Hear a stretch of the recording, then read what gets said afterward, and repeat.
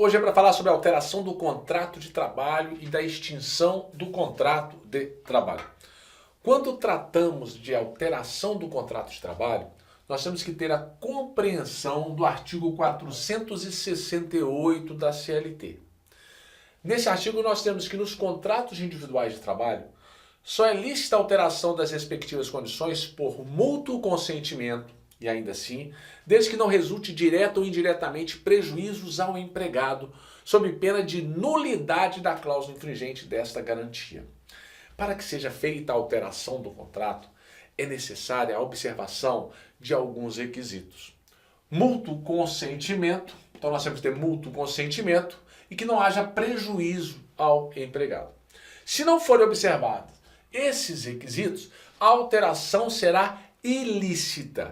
Nesses casos, se o empregado concorda com as alterações que causam prejuízo, essas alterações serão ilícitas.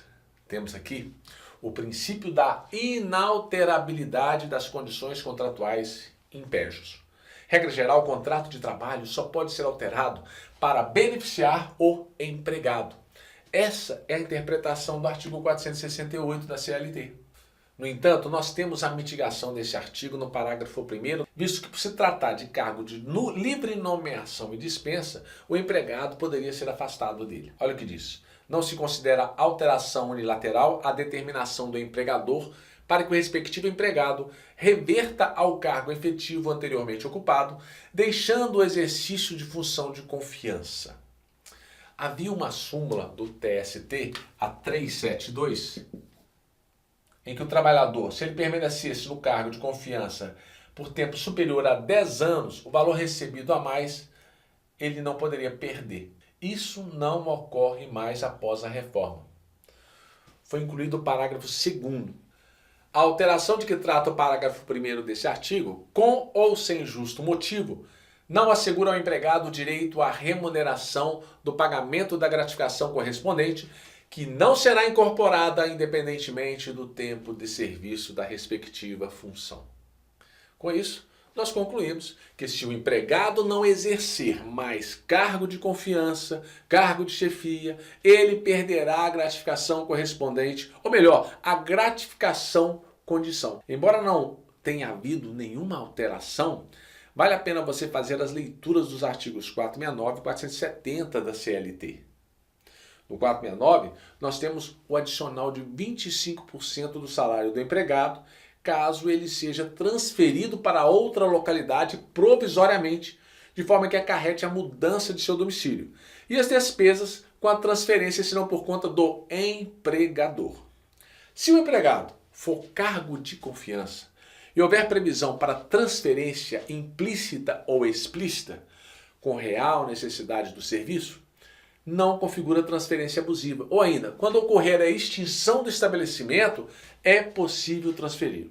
No 477, nós temos a extinção do contrato de trabalho. O que chama atenção é o prazo para pagamento das verbas resilitórias. Quando o aviso prévio era trabalhado, o empregador tinha 1 dia para poder efetuar o pagamento das verbas, e quando o aviso prévio era indenizado, o prazo era de 10 dias. A partir da reforma, acabou essa diferenciação. Independentemente do aviso prévio ser trabalhado ou indenizado, o prazo para pagamento das verbas resilitórias será de 10 dias. Se liga nessa diferença. Uma outra novidade é a criação do artigo 477-A. Esse artigo equiparou as dispensas individuais plurimas ou coletivas e informa que não há necessidade de autorização prévia de sindicato ou de celebração de convenção ou acordo coletivo de trabalho para que o empregador possa dispensar todos os seus empregados. Olha o que diz o 477-A. As dispensas imotivadas, individuais, plurimas ou coletivas equiparam-se para todos os fins, não havendo necessidade de autorização prévia de entidade sindical ou de celebração de convenção coletiva ou acordo coletivo de trabalho para sua efetivação. No 477-B, nós temos um plano de demissão voluntária. O entendimento do TST era que com a assinatura do PDV, plano de demissão voluntária, era dada a quitação apenas às parcelas discriminadas naquele plano. O STF já entendeu que se o empregado aderiu ao PDV com cláusula dando plena quitação, ao contrato de trabalho, ele não poderá mais questionar sobre as parcelas ali. Esse foi o posicionamento adotado pelo legislador também no artigo 477B da CLT, que diz: plano de demissão voluntário ou incentivada para dispensa individual, plurima ou coletiva, previsto em convenção coletiva ou acordo coletivo de trabalho, enseja quitação plena e irrevogável dos direitos decorrentes da relação empregatícia, salvo disposição em contrário estipulada entre as partes. Com isso, podemos afirmar que o plano de demissão voluntária ou plano de demissão incentivada tem o condão de dar quitação geral ao contrato de trabalho. Acabou a quitação geral. O empregado não poderá mais questionar. Então isso é o que nós tínhamos para falar um pouquinho do 468 da CLT, falamos do 477A, falamos do B também, falamos do prazo para quitação das verbas resilitórias, que o prazo hoje é 10 dias.